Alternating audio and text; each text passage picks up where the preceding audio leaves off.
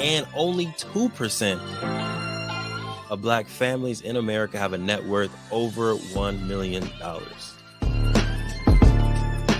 We are on our journey to not only join that 2%, but grow that 2%.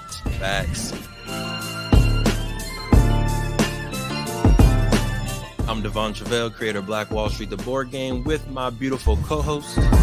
I'm Sinclair, aka the Health Nerd. You can go to our website at them4show.com, our Instagram at them4show, and our YouTube channel at Melanated Married Millionaires in the Making. And welcome to the M4 Show.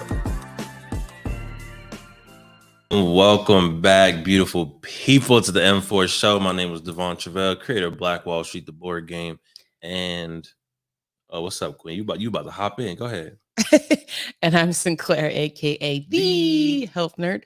Come on, voice. It's back. I'm back and I'm better. It was surprising after going to the Beyonce concert last night. You would think your voice would be bad. Well, I don't have to yell very loud because everybody in the entire stadium's yelling. It was a good time. Indeed. But we'll get to that in a second. Today's episode, I'm realizing more and more things about myself as I'm getting older, Sinclair. Tell me more. Well, first off, it's that I'm getting older. Mm-hmm. Thank you, Isaiah. We appreciate you. First thing that I'm realizing is I no longer wear large size shirts. Is this a large? This is a large. Oh. It doesn't fit anymore, y'all. And I think there's a piece of me that wants to, I wear large. I think I'm moving into the extra large category. There's nothing to be ashamed of. I feel like it's mostly your chest and your arms. You're just ooh. There's men out there dreaming to be an extra large proper. Yeah, well, dreams come true. Dreams come true.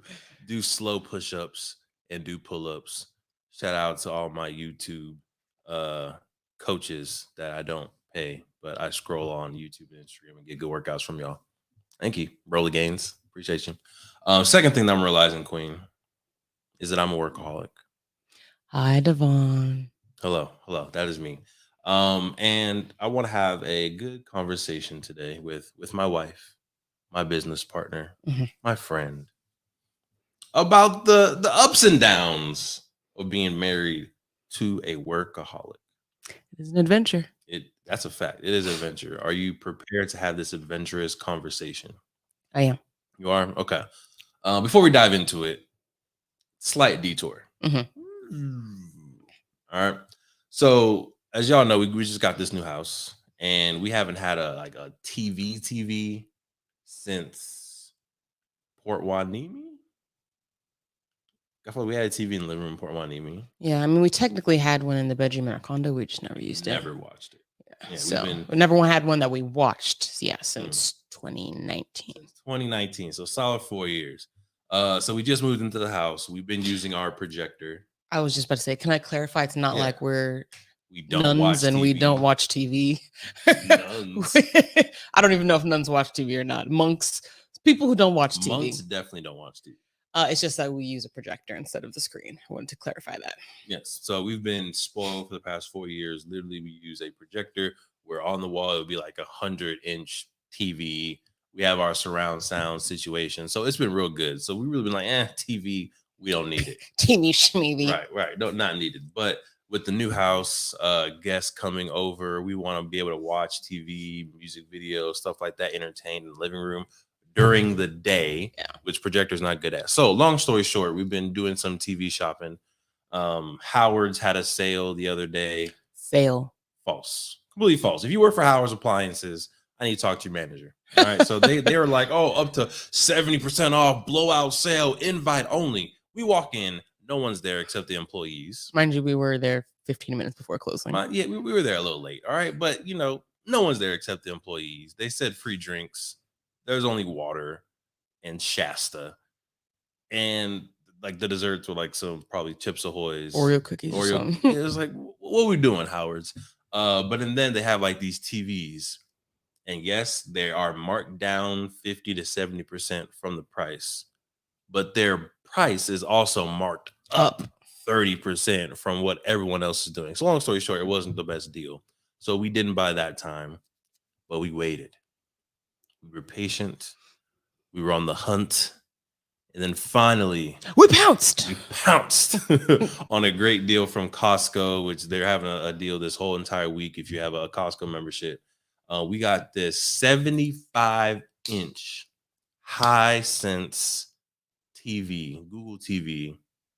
Y'all guess how much this TV was? 75 inches, Google TV, Dolby Vision. Place your bets. $500. $539 to be exact. Boom. Out the door. We were excited. We were ready. We were on the cart, leaving Costco, heading into the parking lot, about to put this 75-inch TV into our car. But if you didn't know, we drive a Prius. You didn't know, 75-inch TVs do not fit in Prius I. Prius I. No, not at all. Did we try? Multiple times. Multiple times. Did we have Wyatt? Shout out to Wyatt. Come and help us. Clutch customer service that didn't quite work at first, but I appreciate your tenacity, Wyatt. You're a real one.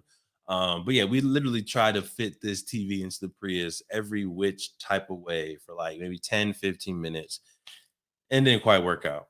So being the grown adults that fully responsible, have multiple homes, multiple LLCs. We're grown. The next obvious step was to call my mother. I said, "Hey, mama, what are you doing?" She was like, "I'm just now leaving work." Mind you, this was like 8:30 at night. Costco was about to close soon. Yep. She was like, "I'm just now leaving work." I was like, "Oh, I feel bad now. She's had a long day at work." I was like, "Okay, well, so here's the situation."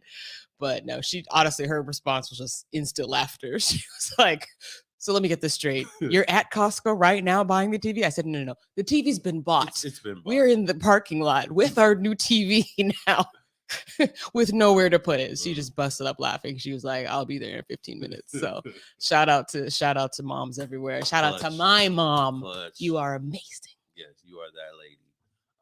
But it just didn't cross my mind to measure the trunk. The fact is that the car.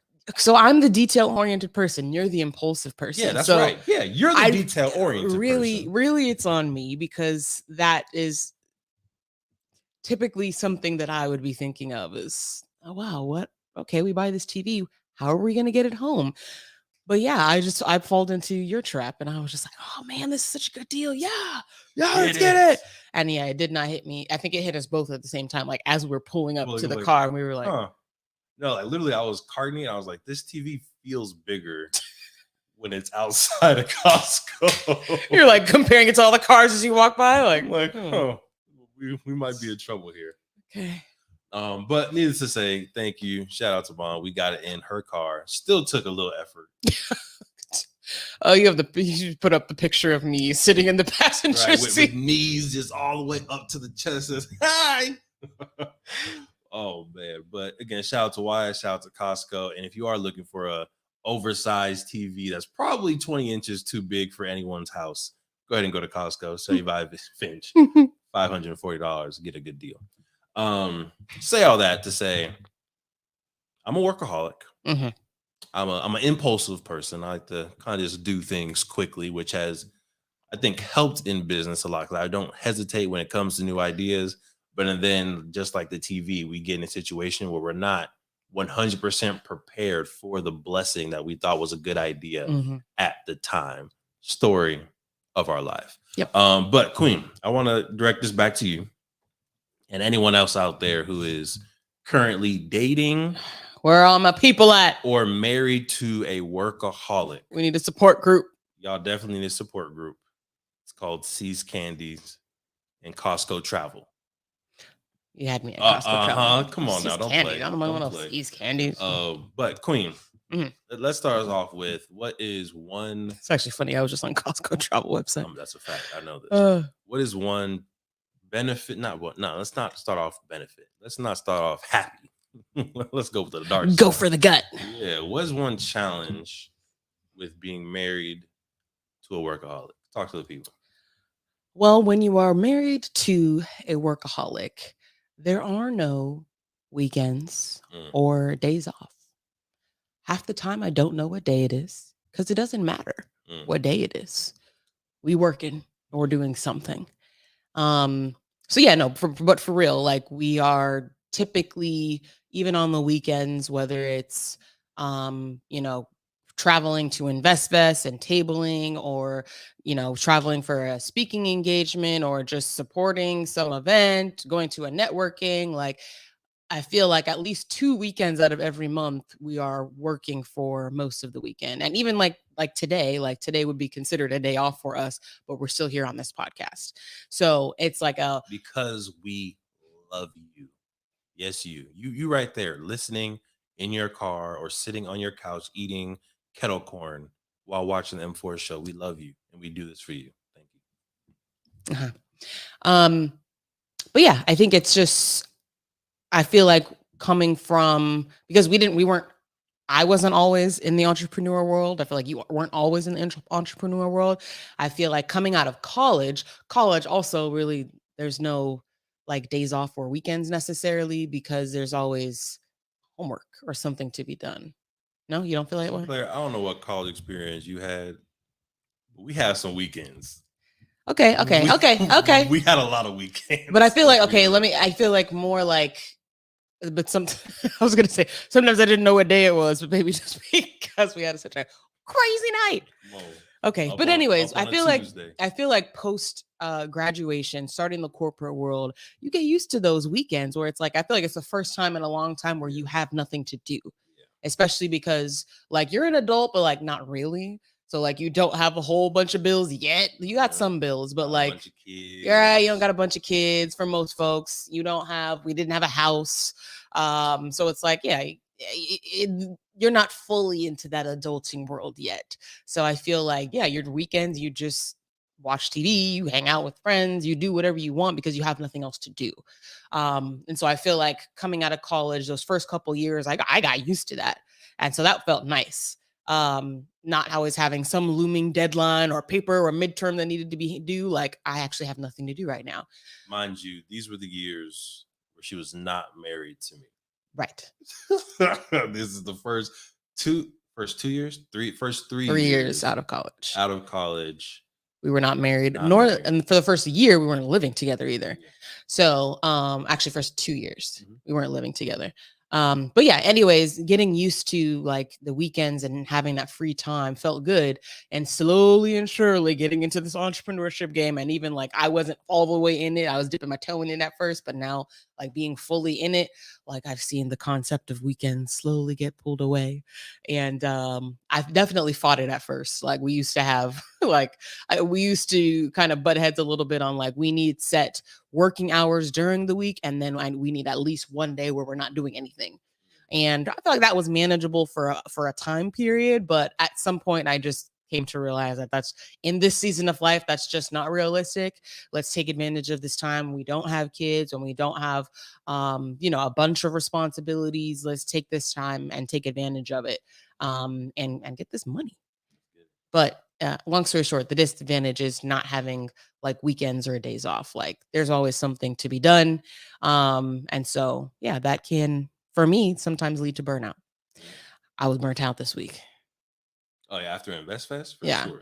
After InvestFest, and then waking up on Monday and being a landlord as well, had to go drive to LA, and that took 2 hours because it was Monday morning and people are going back to work. So to drive to our condo, deal with some insurance stuff, then drive back. I had a R&R session where I was literally talking for an hour and a half straight. After that, oh my gosh, I was so exhausted. To go from 3 days of InvestFest, literally talking and standing for 8 to 12 hours a day, Friday, Saturday, Sunday, went to bed at like 2 a.m., woke up at 8 to go drive to LA, come back, do a whole hour and a half meeting. Oh my gosh. I was so tired. I was so exhausted, but it didn't matter. We had to get work done. I feel like the latter half of most of the days I allowed myself to chill, but this was a reminder of like, man, this lifestyle we live is not for the weak. Listen, getting to that generational wealth bag is definitely a full-time job, right? But yeah, weekends we don't have too many of them, but on the flip side of things, we did get to spice it up this weekend, and I surprised the queen with some Beyonce tickets. All right, so let me talk to my workaholics real quick. Let me talk to y'all because I don't think we get it all the time. It's beneficial for sure to be on your grind.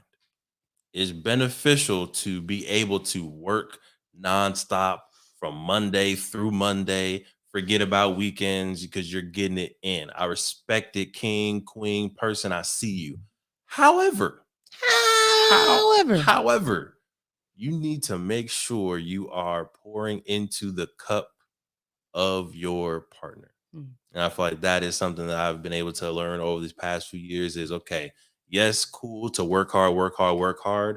But I think you need to have those weekends, times, days where you're doing some intense self-care or having fun.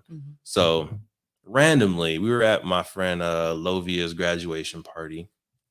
Some of her friends were talking about, oh, I'm gonna go to the Beyonce concert. Oh my God, I'm going to Beyonce. It's in Inglewood. It's gonna be so fun. And I was sitting there with my impulsive brain. And I was like, my wife likes Beyonce. She does. We live next to Inglewood-ish. Next to the strong word. We live driving distance. There you go. To Inglewood. Let me go ahead and buy some tickets real quick. I'm not going to ask her. I don't think I even checked her calendar.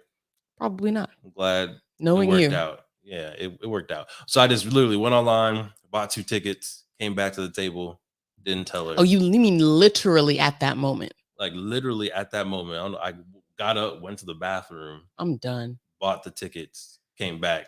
I thought you meant like that night or like when we came back from Sacramento. You literally meant you left the table, bought them, and came back. Yeah. I work quick. See, again, benefits of a workaholic. Sometimes we get stuff done, execute. Sometimes, because listen, if that date was scheduled for something else, it would have been bad. But we get stuff done, execute at a very high level, very rapidly. So long story short, got her some tickets, but within like maybe 2 days, I think we were driving down from SF or from San Francisco. Yeah. And from Sacramento. I was just like, so I gotta tell you something. I bought us some tickets. All right, I was gonna surprise you, but it's too much stress. We got too much stuff going on. We're always communicating. Let me just tell you, so we can work this thing out together. So yeah, I feel like again, it's usually we don't have weekend situation, but for my workaholics out there, highly encourage you, surprise your loved one or work with them where you have an intentional weekend where it's just y'all two. You got to do it. All right.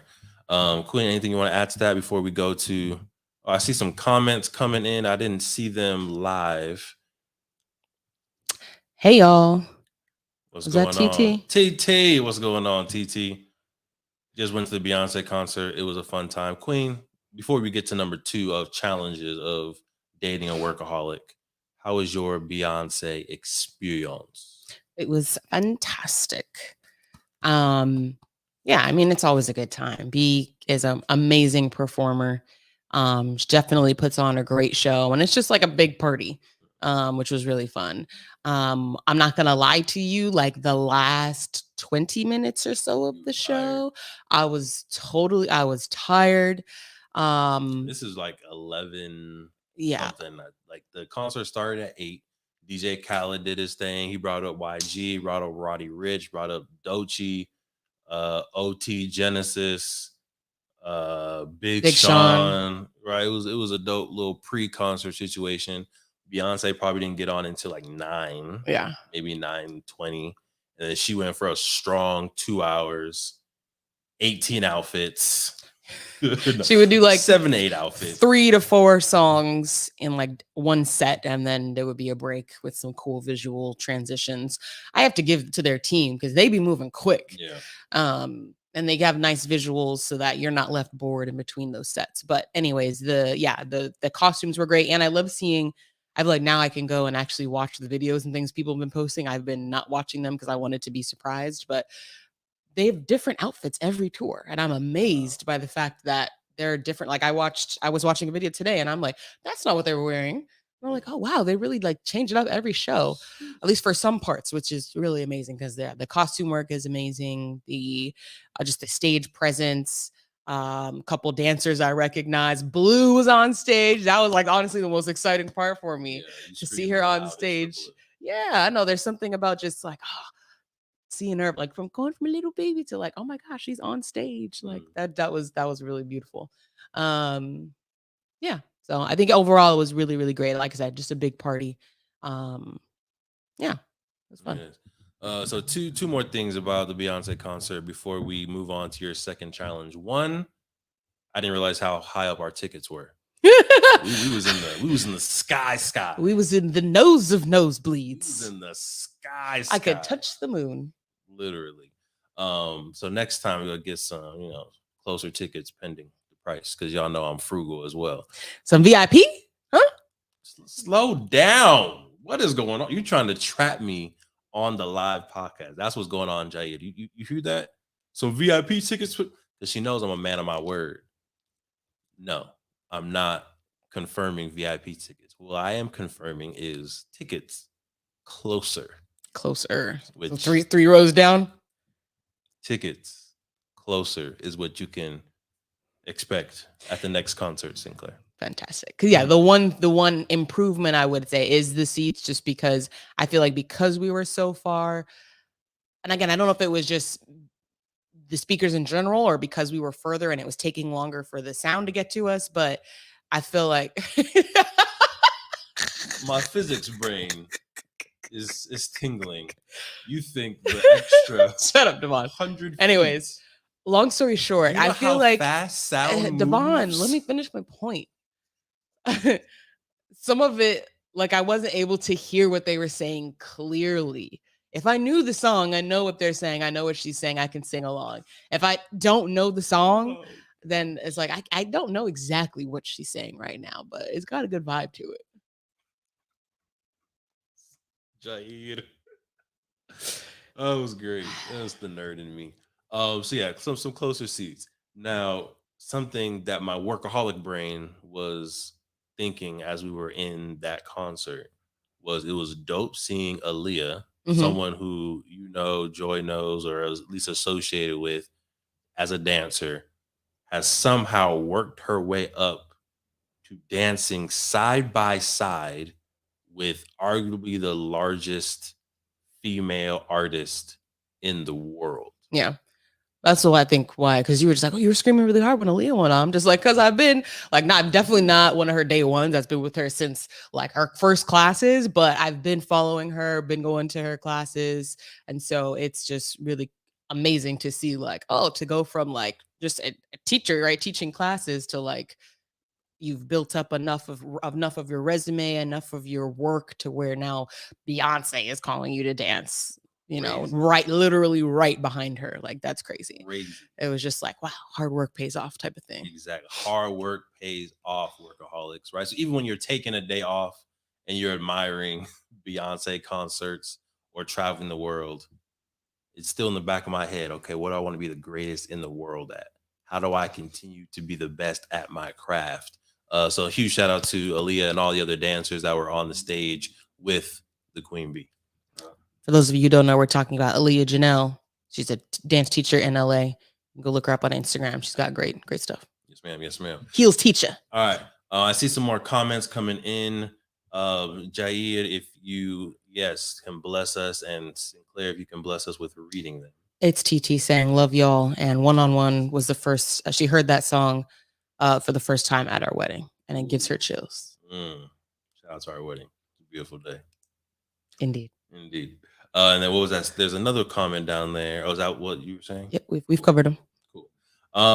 Second challenge, or do you want to go to a benefit, Queen? What you feeling? We can go to a benefit. Switch it up. Come on, positivity. Love to hear it. I mean, because sorry, go ahead. There are some benefits of being married to and dating a workaholic. I'm sure a workaholic can list hundreds of benefits for you and features for you, but let's hear it from the other side of that relationship. Queen, hit us with one beautiful, amazing benefit to being married to a person like me. I feel like it's a great segue into what we were just talking about, which is the power of manifestation, and seeing the hard work pay off does usually make it feel like, oh, okay, it was all worth it, like when it happens. And so I think like how we believe, I think like the universe works is that when you want something, you have to put your intention to it. You kind of have to create the vision in your head, and then you put in the work to work towards that vision. And then the universe, God, they do their thing to just bring these opportunities that align with you, so that help accomplish your goal. And so we've seen that happen so many times, like from small things to like really big things. So I'm a really big believer that, the power of manifestation is real when you put in the work. And Devon really has some superpowers when it comes to manifestation. I'm just trying to absorb them and trying to learn from him. Absorb? Trying to take my powers? No. It's not you've abundance of it. I'm just trying to take some residual. That's like, like little dust that's on you. I'm just like, give me the dust. Give me. Yeah. I understand. But yeah, I think that's definitely a benefit, is obviously when you see the hard work pay off, it's like, okay. So, I always love examples, Sinclair. Mm-hmm. What's a example of something we or I have manifested where it was like, what? How did that happen? Situation. I just would like to say that our air freshener almost just gave me a heart attack because it looks like smoke. Yeah, and I was and it was right behind my head. I was like, and we're having fire on live TV. Okay. So I think we're safe. In case you were wondering, we are completely safe. The like the school program we started, the Leaders Innovating Tomorrow program. When you first got approached about like, do we have a mentorship program? I remember us having that conversation, and you were just like, we could do this. Like, yeah, we have the curriculum. We just need to turn it into a mentorship program, and we could work with these schools. And I was just like, we have never worked with schools. Like, I guess I'm just imagining, rightfully so, all of the stipulations that go with working with schools, all the different things we were going to have to do. I was just like, we're not ready to work with schools right now. We don't have a program actually lined up. Like, this is just like, we're not ready for this. But you were very confident with it. And so I was just like, I'm going to trust his judgment. He's usually right. So I'm going to trust his judgment. We're going to at least try it out. And then, yeah, it did take a lot of work to get it going, to find the schools, to meet with the schools, to get the start dates, find the mentors, right? All the things, figure out how to do payroll. Like, it was a lot of learning on the spot, insurance, like all of these things that we had to just get lined up in a few months to be ready, a few weeks really, to be ready to launch this program. And yeah, it's been a lot of hard work in general, but it has definitely paid off because that program has grown and multiplied and gotten more schools, interested in it. And it has become our highest kind of revenue builder for our business. So that's definitely like one of those things where I'm like, man, this was hard work to get it up and going, right? That the first couple of weeks were like, I have no idea what I'm doing. But it's definitely has paid off already, and we're still just at the beginning. Oh, for sure. And even taking one step back from that manifestation is when we took our year-end trip and we wrote down our goals for the year. And two of the goals of the year was, one, to make $100,000 in our business.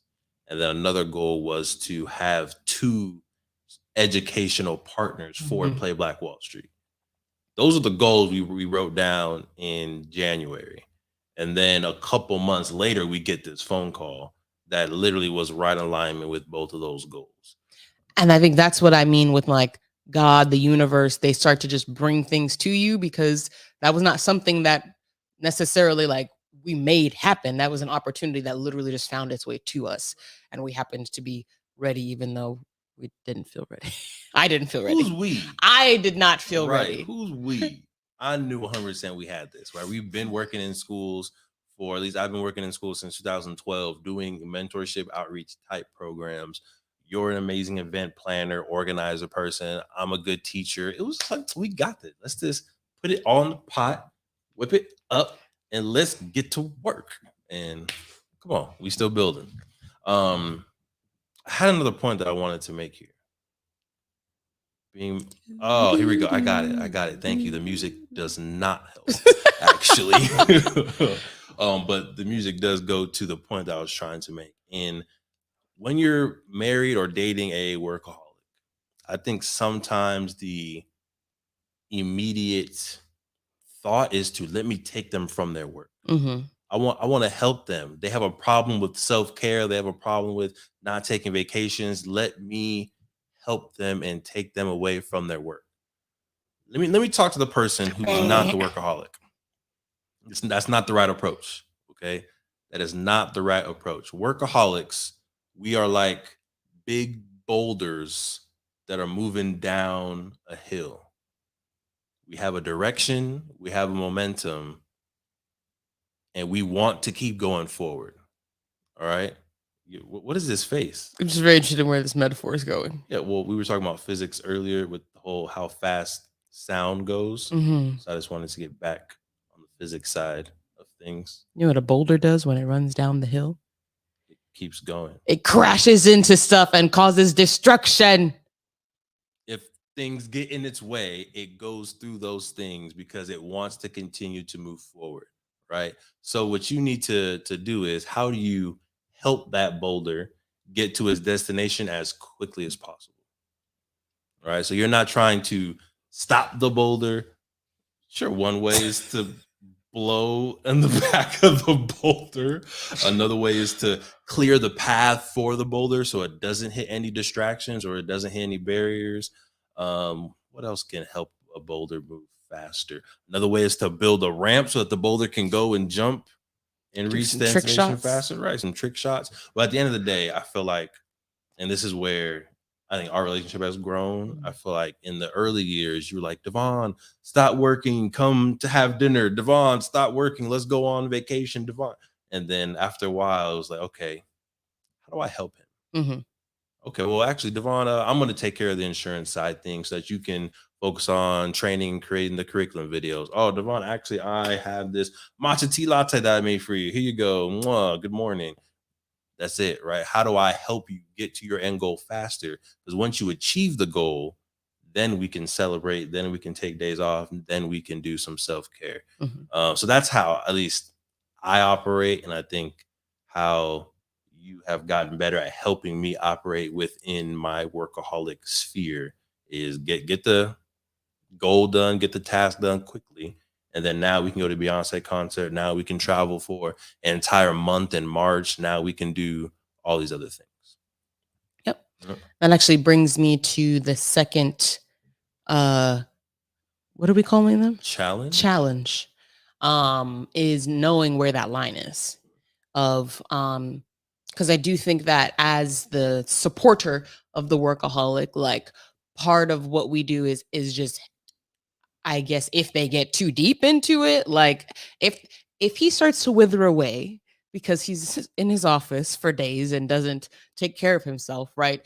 And he may need somebody to just pull him out for a moment, right? Right. Here's the thing. What if I'm on like the verge of something genius? Like, you never know. So it's like, obviously, if I'm in the room withering away, I'm like, Sinclair, help me. Then it's like, okay, water. Right, throw some water at me. But I mean, if I'm just like in the zone, and especially if I can actively communicate what's happening, I feel like that's maybe the key difference. Like, hey, babe, we working on, right now I'm working on finishing up a chapter in this book, or right now I'm working on a new game idea, and it's going to be great. Okay, I feel the excitement. I'm going to go. Here's some water. Here's some fruit snacks.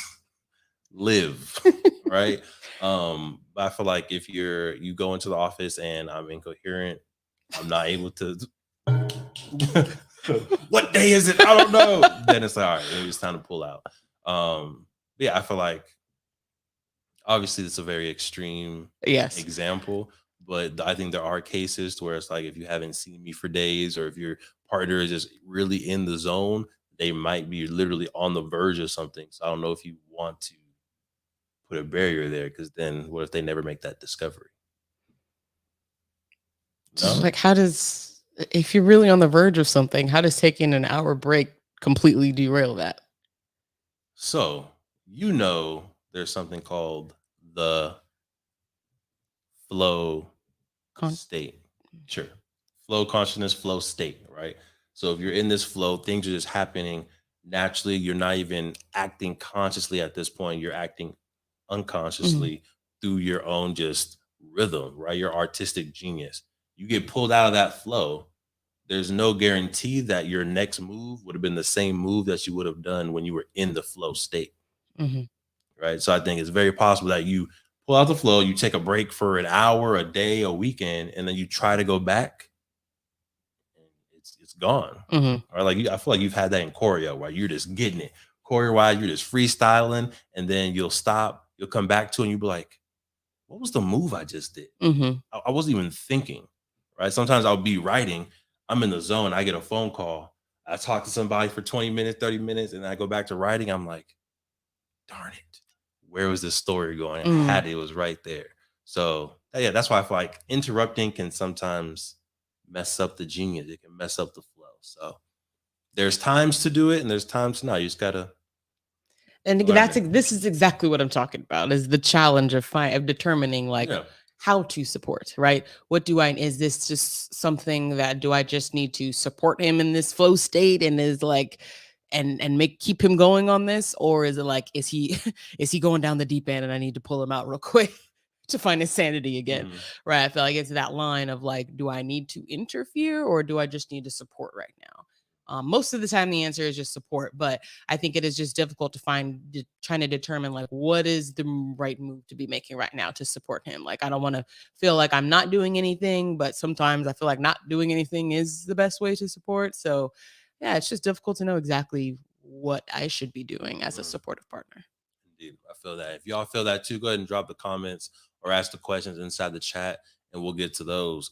But I will say something that continues to help affirm that I've picked the right partner is that when I'm in a flow state, specifically like creativity wise, and I have ideas, 97.6% of the time I can come to you and talk about it and we can have a nice back and forth conversation and those ideas can continue, which I feel like is great. And I feel like that's what a workaholic partner really needs, is someone who, yes, can help them take breaks, but also someone who, when I don't want to say invited. That's a strong word.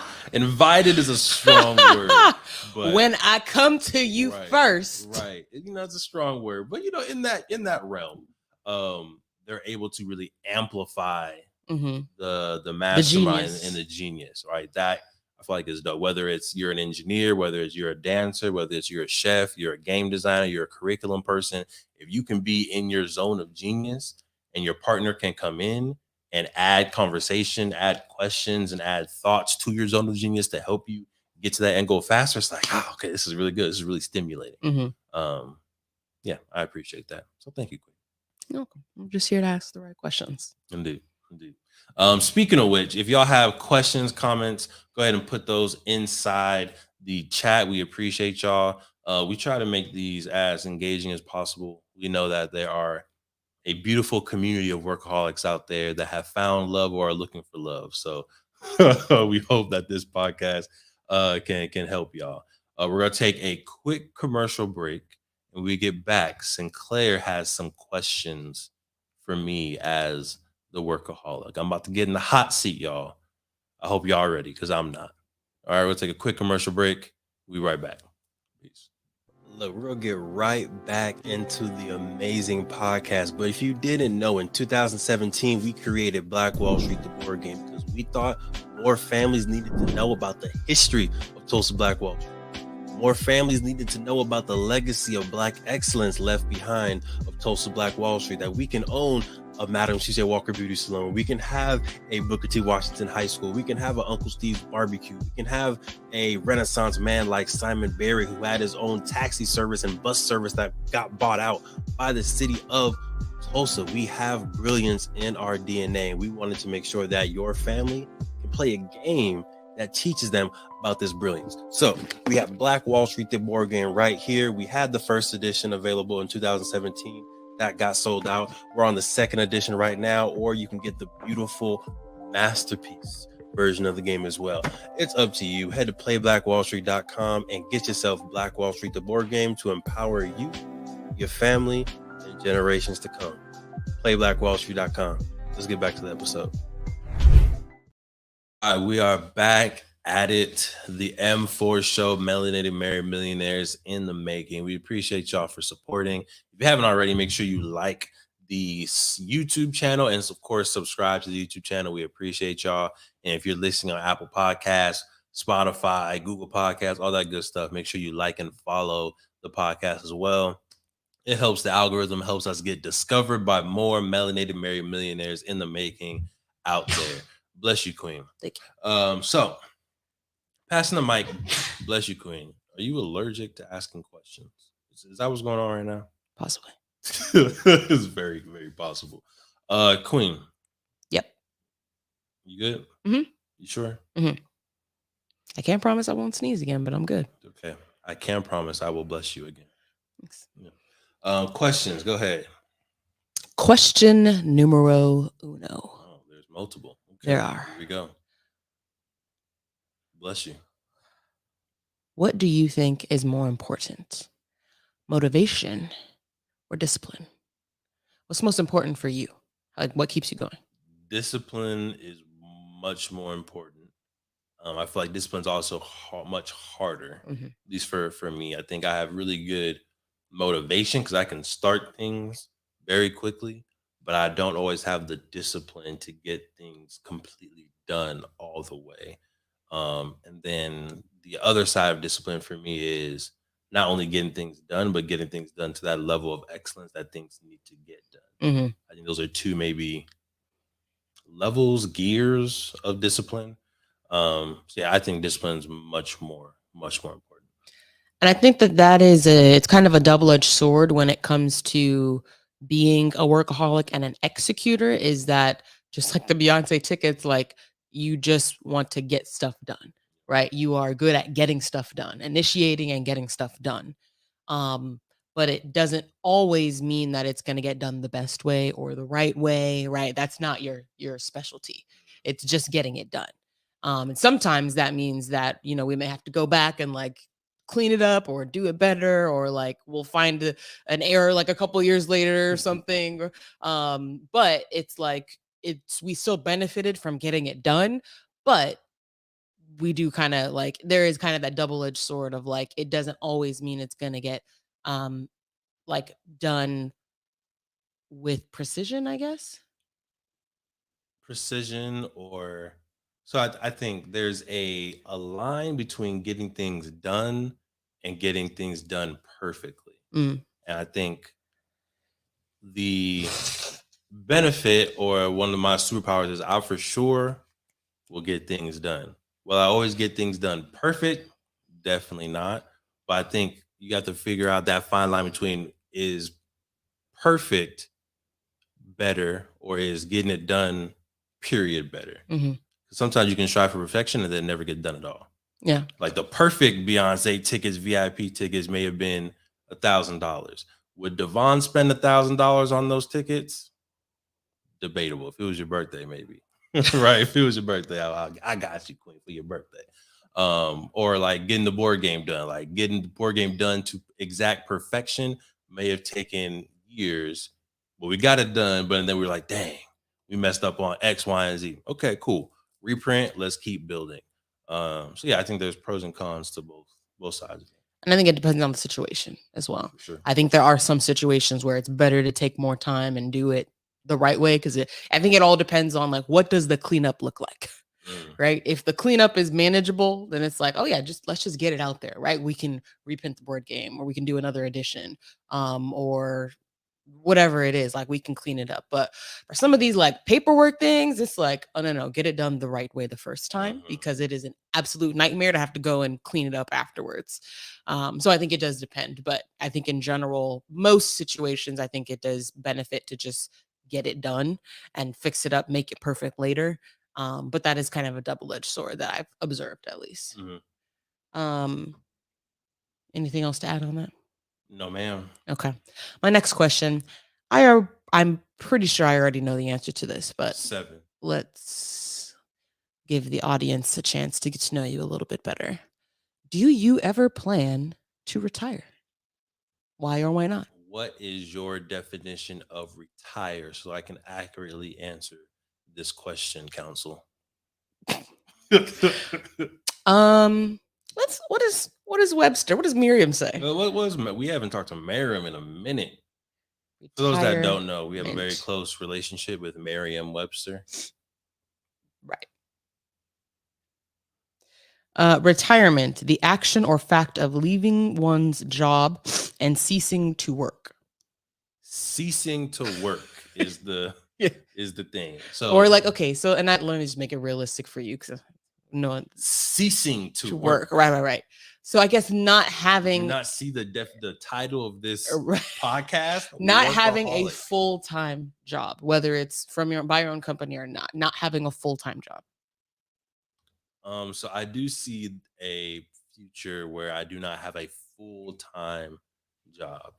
That future is more so when I'm like 60, 70 years old. We got our beautiful family, kids, grandkids. And I feel like when I get to be that age, a lot of my time I'm going to want to spend around family.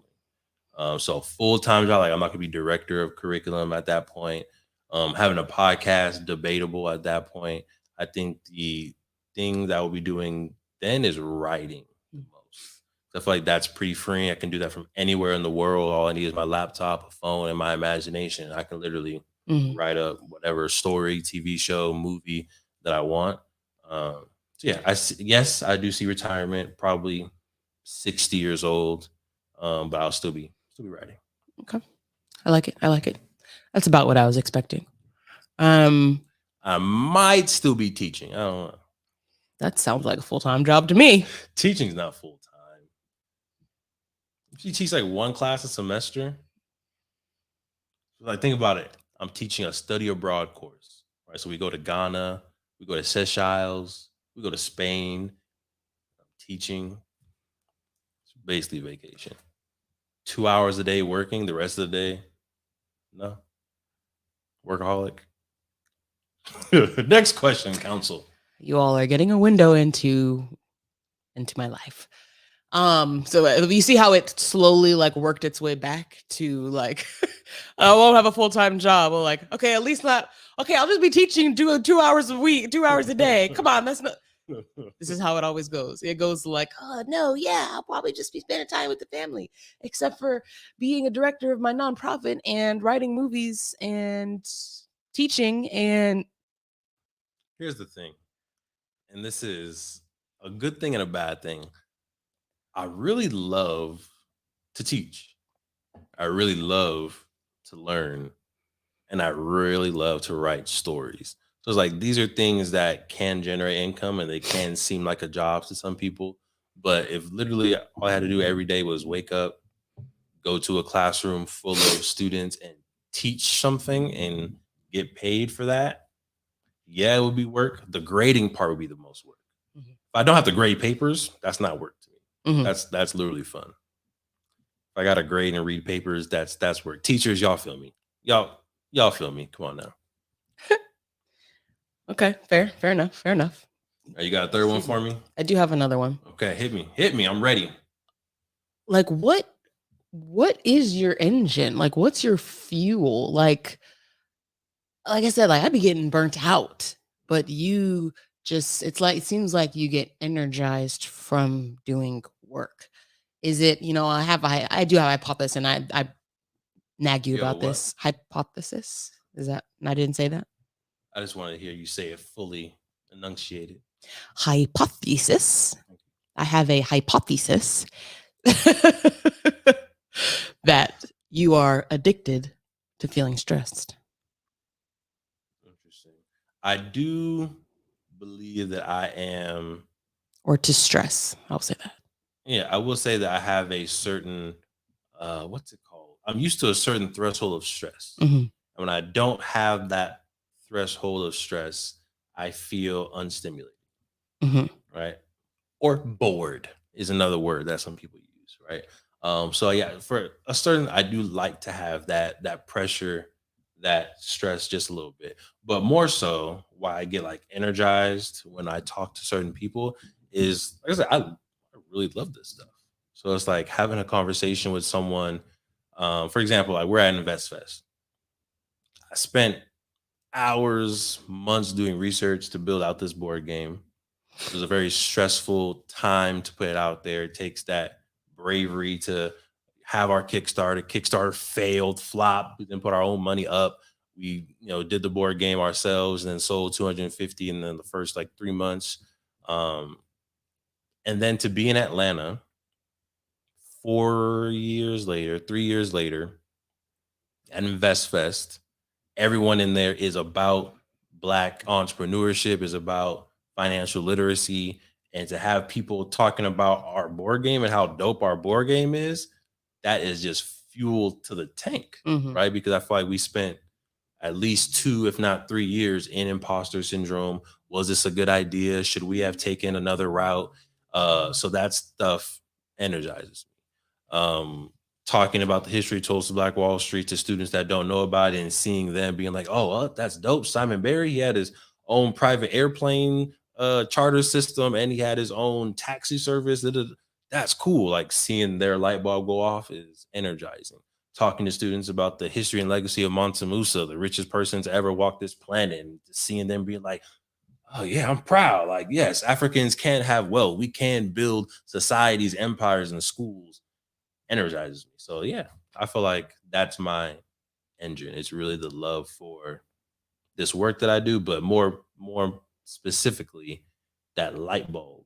Mhm. Like whenever I'm able to see the light turn on in someone's brain, and to think that I had a piece of powering that light bulb to turn on, I can keep going. I can keep going for sure. I feel it. I feel it. So to really answer your question, I'm solar powered. Uh, Oh, got him, Elon. Got him. Got him, Elon. Yeah, solar powered. Interesting. Aren't we all? One would think. One would think. One could argue. But anyhow, that's good information to know. Mhm. I can attest to, like, I think it's so basically you're saying like the impact is what actually keeps you going, Mhm. seeing the impact made, Yep. which makes sense. I think that's a universal thing.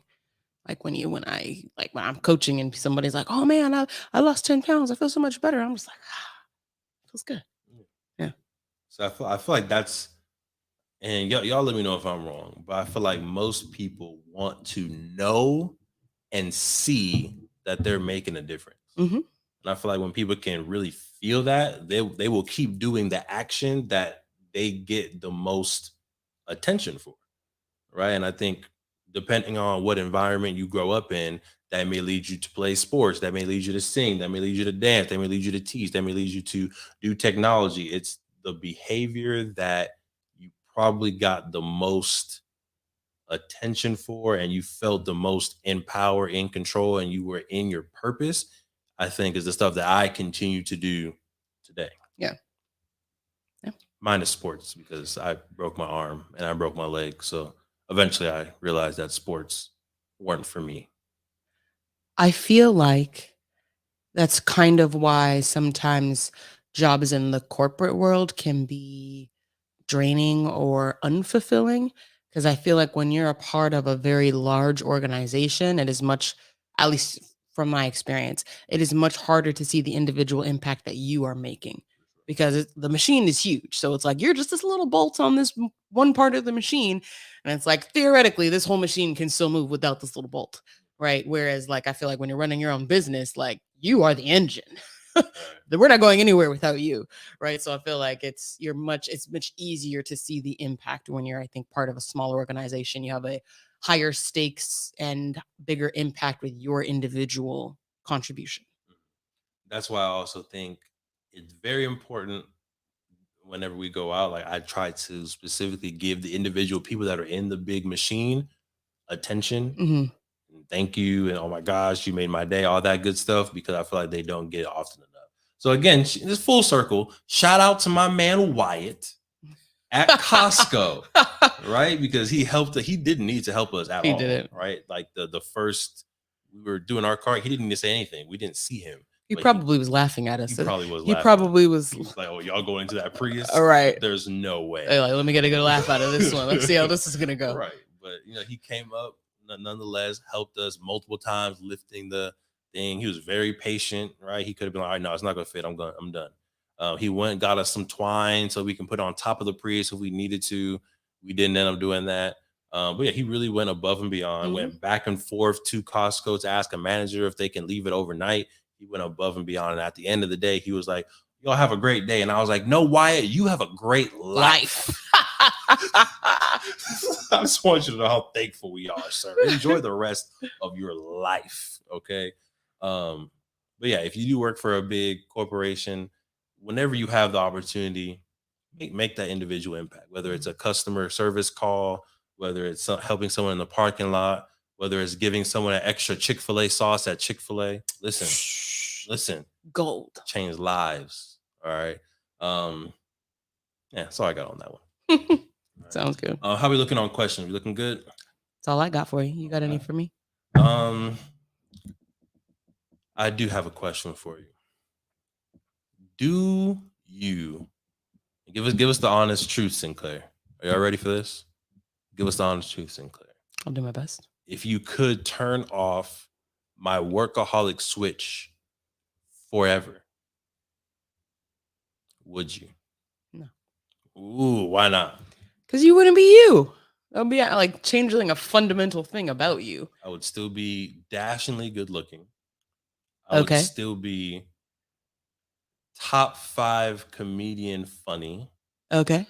I would still have this amazing beard. Okay. The only difference is you would have your weekends back. That's the only difference. That's not the only difference. You just said you have a whole mission you're trying to accomplish. And you also just said that you feel unstimulated without a certain level of things to do and impact to make. So I feel like if you were to feel that unstimulance. Words. Yeah. On a daily basis, what would you be like? Would you be as pleasant of a person to be around? I'm a pleasant person to be around. Duh. Thanks, Queen. I just feel like that would be changing a very fundamental piece of you as a person. So no, I would not choose to do that. Of course, it is annoying at times, but I definitely would rather have these annoyances than have you be a whole new person. Plus, I'd still be in a corporate job. That's a fact. Say that again for the people in the front of the podcast. I'd still be in a corporate job if not for his workaholicness. And so, yeah, from the benefits that I reap from your workaholicness, making all type of words up. No, I definitely would not change your workaholicness. Do I wish for you to find balance of, and we've even had this conversation on the podcast before, but of course it worries me to hear like you need a certain level of stress to feel stimulated. I'm not saying that that's abnormal these days, but I do feel like, and we've had conversations about how you've had mentors and things like that leave the earth early, and it usually ends up being around the time that they end up retiring. And so if we think about like that correlation, I wonder if it has something to do with them having a very similar mindset of like, well, now that I'm retired, I have nothing, that level of stress that was keeping me going is no longer there. So I shouldn't retire, what you're saying. Easy. Or you just get better at not needing to be stressed and stimulated all the time. But of course, it's like, does that mess with the workaholic engine then? I'm like, is it? So if the anecdote is to just keep the runner moding, the motor running, the runner moding, that's what I said. The motor running. If you turn off the motor and you're not sure it's going to turn back on and work the same way, is the solution really just to keep it going forever? Or do you turn it off? You really work on the ramping up ability so that eventually it can get good at turning on, working at full speed, and then turning off and taking a weekend, and then turning on again and ramping at full speed. It's going to take some work. My thing is, and now we're getting into a whole hole that I think we're still talking about the same podcast. Is this still episode 172? I believe so. This is still episode 172, right? Okay. I don't think anything is made to start and stop consistently for long periods of time. Like, even like think about our bodies to sprint and stop. Tell that to my menstrual cycle. Explain how that's a start and stop for long periods of time, because from what there's certain things that happen for a month for a week out of the month, and then other things that happen. But it's not like I'm not trying to you'd be like keep it PG-13, whatever, family oriented. So it's not like whatever happens during that week is happening all month long. It's just a period of time. Things need to happen. Things need to replenish. Things need to detox, and then it gets back going again. Maybe this month. But there's some point where that cycle stops. Yes. So there's very few things I think are made to start and stop forever. Because again, at some point that cycle is like, you know what? I'm tired of this. No more cycles. This is the state forever. For henceforth. Right? I'm doing this no more. I ain't doing this start and stop no more.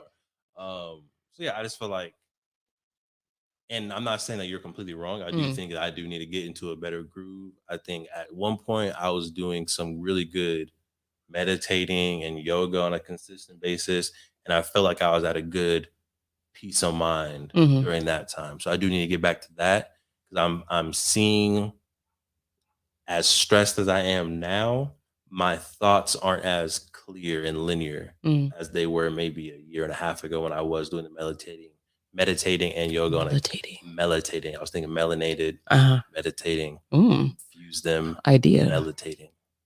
Don't take my word, TT. I see you. Don't take my word. You can have it. It's a birthday gift. So yeah, I do see the benefit of that, of the tuning of the engine. I'll work on another analogy another day. Okay. All right. That's all I got. That's all you got? Okay. Hopefully this was a good, insightful podcast for our workaholics out there, for the people that are dating, married to workaholics, or for the workaholics themselves, for you to take a breath at sometimes, do some self-care, right? As hard as you work, as hard as you grind, as hard as you are working on your impact and your dream, you do need some time to work on your internal engine, whatever that looks like for you and for your partner. So have this conversation with your partner, ask them what they need, see what they can do to support your vision, and just make sure y'all are staying healthy out there. Okay. I just realized your analogy didn't work. You said for long periods of time. I did say for long periods of time. Anybody talking about long periods of time? Talking about a day. Huh? We'll clean this up later. What? You were just saying things weren't made to start and stop for a long period of time. Right. You mean like by long period of time, do you mean the stop and start duration? I don't know what I mean anymore, podcast. I don't know. I was really thinking about what she said. I was like, dang, he's got... Wait a minute. Yeah. Does he have a point? What I mean is things aren't made to stop and start for long periods of time. Oh, so okay. So you mean long periods of time, like a lifetime? Sure. That would be a long period of time. Okay. I understand now. We're on the same I was thinking about a race car, and like even a race car needs to like pit stop. Yeah, but even those race cars don't last long, right? They last. I don't know. I'm not NASCAR. NASCAR people, let us know how long those cars last, but I doubt they last years, if not a full year. Right? That's why, like sprinters, their careers are far shorter than marathon people's careers. Marathon people don't stop and start as fast as sprinters stop and start. Is that true? Look it up. I would think that marathon running is much harder on your body. I feel like successful marathon runners can be older. I feel like there's 40-year-olds, 50-year-olds that are still running marathons. But you look at sprinters. I mean, you don't have to be Olympic sprinter, but still able to. All sprinting means is going at your fastest. Sinclair, no. Sinclair, no. Going your fastest is not sprinting. I can't accept that definition. Okay, then what is sprinting? We're going off on such a tangent. We are off. So just because I can't run fast, I can't sprint. Yes. Say it again. Say it again for the people in the back. Discriminatory. That is not. You're speedist. So what is the definition of sprinting? Go ahead. Let's ask Miriam. And maybe this is my years of running track when my coach was saying, like, you're jogging. I'm like, I'm running the fastest I can. Well, you're not sprinting. Oh, okay, coach. Because he knows you can go faster. What's the definition, Queen? Run at full speed over a short distance. Full speed is relative. My full speed is going to be a fraction of what your full speed is. But we can both be sprinting. Okay. I stand corrected, y'all. Thank you, Sinclair, for that. I don't feel this is sincere. You don't feel this is sincere? No, I don't. Oh, okay. We'll continue this conversation after we leave the podcast, people. This is why we need like some type of Patreon or some type of behind the scenes for this stuff. For these extra little I don't want to call them arguments, but these little extra debates that we having off camera. They're fun. Jair, you may hear them. He's speedist, y'all. We appreciate y'all for tapping in, y'all. This was a full holistic podcast. We hope y'all enjoyed. Again, make sure y'all like and subscribe. We appreciate it. Sinclair, any updates you have for the folks before we have this sprinting debate offline? There's no debate. We solved it. We did solve it on air. The only update I have is that we still have our 10-week financial literacy program. We were talking about it earlier. Leaders Innovating Tomorrow. We work with middle schools, high schools, and newly elementary schools as well, teaching them how to start a business and how to solve problems in their community with those business ideas. So if that's something that sounds like that you want at your school site, go ahead and hit us up at info@playblackwallstreet.com, and we can talk about how we can support your scholars. There it is. A unofficial update that I have, Sinclair, is I don't know if you know, but these podcasts are usually broadcasted live into the Black Wall Street, the board game community. Did you know that? I did not. Okay. They're usually broadcasted live in there. Just to add to the community, usually we're talking about financial literacy, so I feel like it was in alignment with that audience. But I am leaning towards, and this could be an offline conversation as well if you want it to be, I'm leaning towards no longer broadcasting the M4 show live in that community, just so that we can be more adult. It can be a more open conversation for the married melanated millionaires and not the children and the scholars. We love the kids. And then I need to create another intentional weekly or consistent thing to put in that community for specifically the students and the parents. That's what I'm leaning towards. How you feeling about that so far? I do like the idea of being able to have a little bit more adult friendly conversations. I have the mouth of a sailor. I'm just kidding. But I feel like it would be nice to just be able to cater the conversations more towards like the actual adults and married folks. I think we could possibly have some more conversations around that. But yeah, we can talk about it more offline. Cool. So updates coming soon, y'all. Y'all stay tapped in. If you are in the Black Wall Street, the board game group on Facebook, we appreciate you. Leave a comment on this video whether or not you get value out of these episodes, or if you're looking forward to having another type of live show around books, around Black history, about the history of Tulsa Black Wall Street, around secrets to play in the game, something that's a little bit more direct in alignment with Black Wall Street, the board game. Leave a comment. Let us know how y'all feeling. But again, we appreciate y'all for tapping into this episode of the M4 Show, Married Melanated Millionaires. Melanated. What podcast is this?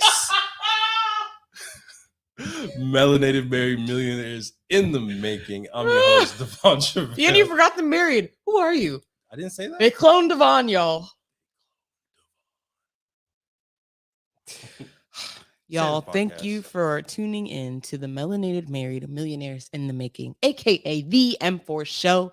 I am the health nerd, and we appreciate you tuning in. Did you do your outro yet? Go ahead. My name is Devon Truvel, creator of Black Wall Street, the board game. Go ahead. Do your little thing. We hope y'all secure the marriage. We hope y'all secure the love. And of course, we hope y'all secure the bag. Peace. Thank you for supporting the M4 Show and our mission to increase the wealth of Black families. If you received any value from this episode, any value at all, any, do us a favor and give us a like and subscribe on YouTube and Apple, Spotify, anything, all of them, all of them, wherever you're listening. Go ahead and like and subscribe. And after you like and subscribe, make sure you send this episode to at least one family that you really want to see win. We'll catch y'all next time. Peace.